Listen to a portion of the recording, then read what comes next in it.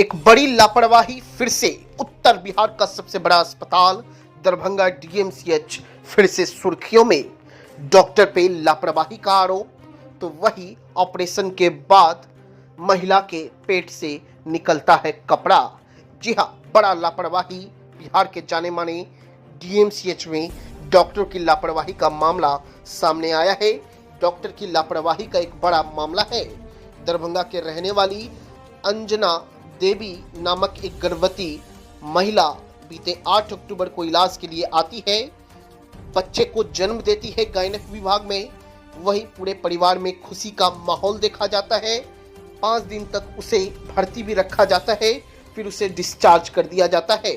लेकिन जहां से ऑपरेशन हुआ था वहां पर लगातार पस आ रहा था।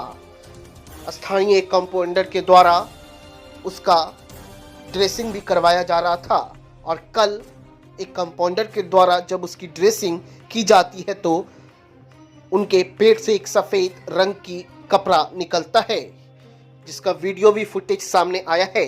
हालांकि वीडियो फुटेज की पुष्टि हम नहीं करते हैं। इसके बाद से ही अंजनी देवी के परिजन ने एक बड़ा आरोप लगाते हुए डीएमसीएच के डॉक्टरों पर लापरवाही का आरोप लगाया है।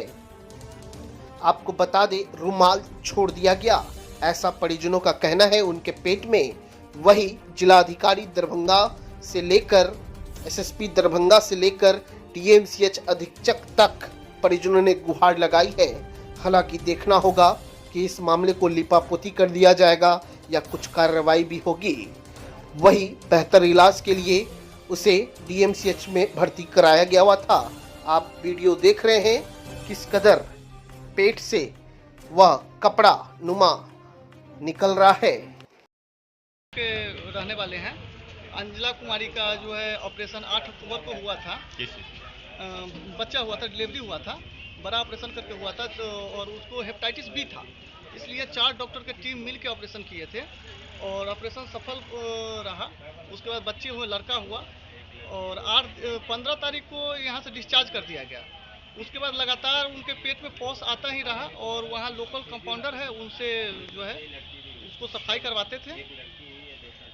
कल जाकर के रात को 9 बजे जब सफाई करा रहे थे तो उसके दौरान उनको हल्का सा कपड़ा दिखा, गाउन दिखा, तो कहाँ दिखा? पेट के अंदर दिखा। पेट के अंदर नहीं, बाहर निकला हुआ था। जब पॉस निकल रहा था, पॉस के साथ वो भी थोड़ा निकल गया तो वो निकाल दिए। उसको निकाल दिया तो हमने डीएम साहब को फोन मैसेज किया, पूरा वीडियो भेजा। डीएम साहब हमको एसपी साहब का नंबर दिए और डीएम साहब हमको बोले कि आप डॉक्टर से संपर्क कीजिए।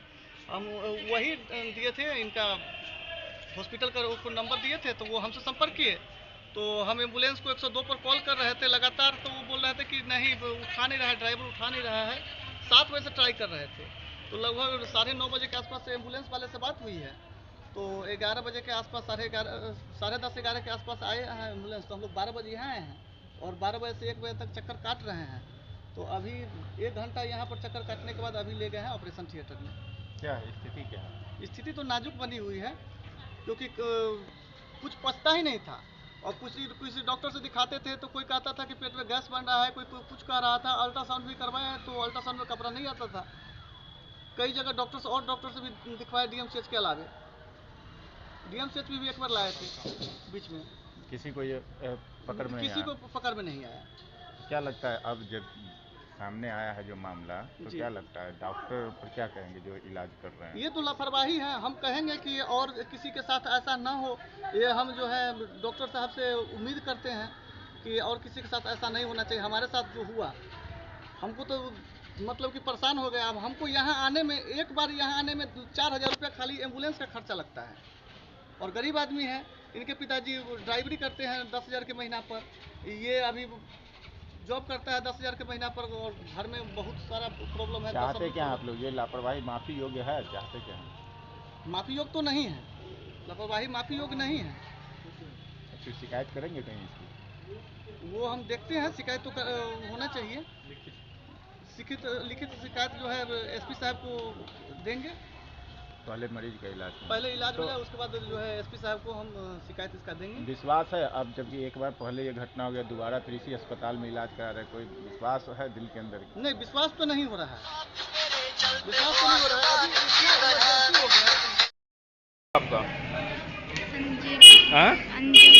अंजिला, कब हुआ था ऑपरेशन? 8 तारीख। हाँ, 8 तारीख। 8 तारीख को। कहाँ घर हुआ? ब्रह्म। किस डॉक्टर के साइड में भर्ती हुए थे? मुझे नहीं। मैडम, एक गायनिक में एक मामला आया है, जाले के रहने वाले हैं। उनका कहना है कि 7 अक्टूबर को भर्ती हुई थी, 8 अक्टूबर को उनका ऑपरेशन हुआ था और 17 तारीख को डिस्चार्ज दिया गया था। उनके पेट में 2 दिन के बाद अचानक से दर्द उठा और कल जब ड्रेसिंग हो रहा था, कंटिन्यू उनका मवाद था, ड्रेसिंग हो रहा था, तो अचानक से एक रुमाल या जो भी कपड़ा जो ऑपरेशन के बाद निकला उसको लेकर के था। उन्होंने आपको वीडियो बना के भेजा, जिला अधिकारी को भी भेजा। अभी डीएमसीएच में गैनिक वार्ड में दोबारा आए, क्या चल रहा है उनके साथ? अभी मेरे संज्ञान में भी ये बात आई है, जो घटना आप लोग का जिसका जिक्र कर रहे हैं, मेरे भी संज्ञान में आई है। तो ये तो जांच का विषय है कि वो टेट्रा छूटा नहीं छूटा, कैसे हुआ, क्या हुआ, वो तो हम बाद में करेंगे। मेरी पहली प्राथमिकता ये है कि जो पेशेंट आया है उसका इलाज जो अभी है उस सही से होना चाहिए। तो पेशेंट ने मुझको भी कांटेक्ट किया था, एम्बुलेंस का इंतज़ाम के लिए वो भी मैंने इंतज़ाम करवा दिया था। और जो पेशेंट यहाँ पे आए हैं उनके अटेंडेंट से भी मुलाकात मेरी हुई थी। यहाँ पर आने के समय जब पहले वो चल चुके थे, यहाँ पहुँच गए होंगे जब विभाग में हम गए थे तो, और आ करके यहाँ जब भी पेशेंट आए हैं उनका उचित इलाज हो जाए, उचित जो तकलीफ है उनकी दूर हो जाए, ये मेरी पहली प्राथमिकता रहेगी। हमने वहाँ जाके बात भी किया है और ये शायद पेशेंट को अभी तक भर्ती कर लिया गया होगा और जो भी उसका उचित इलाज है वो किया जाएगा। पेशेंट HBS पॉजिटिव है। मैम, आपने बोला कि इंक्वायरी करेंगे, जिसका अगर इंक्वायरी में पाया गया तो क्या कार्रवाई करेंगे और कैसे पता चलेगा कि वाकई में? पहले प्राथमिकता वही तो मैंने बोला कि पहले तो मेरी पहली प्राथमिकता है कि पेशेंट का सही से इलाज हो, अन्यथा आगे उसको और कोई तकलीफ नहीं हो उस वजह से। ठीक है, तो पहले वो इलाज सही से होने दीजिए और क्या हुआ नहीं हुआ उसकी तो हम जांच करेंगे, तभी हम बता पाएंगे। क्या कि दोनों पक्ष को सुनना होगा, दोनों पूरी बात जानकारी लेनी होगी, तभी हम आगे कुछ बता पाएंगे। मैम, जिस तरह से पेशेंट के जो अटेंडेंट है वो जो बता रहे हैं, ब्लेम लगा रहे हैं कि रुमाल छूट गया, तो नहीं लगता है कि बड़ी लापरवाही है?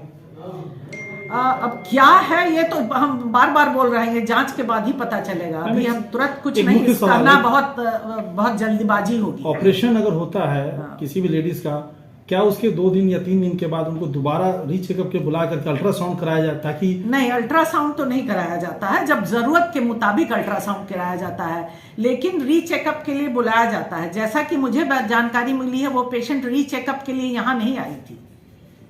अब आगे क्या बात हुई है? क्या कपड़ा अल्ट्रासाउंड में दिख पाता है?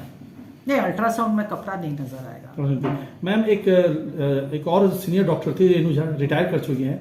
उन्हीं का एक पेशेंट वहाँ पे है, आज से 4 महीने पहले ऑपरेशन कराया था, कुछ निकला हुआ है ऐसा, वो उसको बाहर में किसी डॉक्टर ने कहा 4 महीने से वो यहाँ दौड़ रहा है, लेकिन उसका कोई सुन नहीं रहा है। नहीं, तो ऐसी जानकारी मुझे तो नहीं प्राप्त हुई है अभी तक। वो अभी भी है अपने बेटे को लेकर और अपनी वाइफ को लेकर वहीं पे है और बोल रहे 1 घंटे से खड़े, लेकिन कोई डॉक्टर उनको नहीं दिख रहा था। नहीं, ऐसा तो होना नहीं चाहिए। हम अभी खुद भी गए थे गायनी विभाग में, वहाँ डॉक्टर्स भी मौजूद थी, डॉक्टर से भी बात हुई थी मेरी, और पेशेंट के अटेंडेंट से भी बात हुई थी। तो वो लोग बोले थे कि अभी बस जस्ट वो लोग पहुँच रहे हैं, पहुँचने पर जो उचित होगा उनका इलाज किया जाएगा। मैडम, इसके लिए जांच कमेटी बन गई है? अभी जांच मेरे पास कोई आया ही नहीं है आवेदन, मेरे को तो संज्ञान में ये बात आई है। आप खुद संज्ञान लिए? हाँ, तो ये जांच कमेटी तो तब बनेगी ना कि कोई आवेदन देगा, किसी तरह की बात होगी तभी जांच कमेटी बनेगी। पहले तो उसका उचित इलाज होने दीजिए ना, जांच कमेटी के पीछे क्यों पड़े? पहले उसको कोई कष्ट ना हो मरीज को, ये पहली मेरी प्राथमिकता है। उसके बाद हम इस बारे में फिर बात करेंगे। Okay madam.